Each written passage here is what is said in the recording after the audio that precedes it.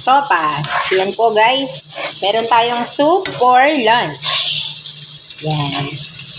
Ito po, alam nyo kung yan yung buto. Buto yan ng manok. Ayan. So, tikman na natin.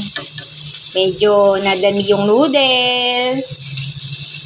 Kaya kumunti ang sabaw. Okay lang. Okay na po. So, guys. Huwag masyadong maalat. Kasi, meron pa tayong kapartner yan. Ayan, oh. Ang kapartner po niyan ay longganisa. Longganisang bawang. Ayan. Longganisang bawang. Yan po ang ating lunch for today, guys. Ayan. So, luto na yan. Haluin na lang po natin. Balikan na natin itong ating sopas. Ayan. Meron tayong soup for lunch. Ayan. Mas marami yung noodles kaysa sa ating soup. Ano po. Tikman nga ulit natin kung ano ang lasa.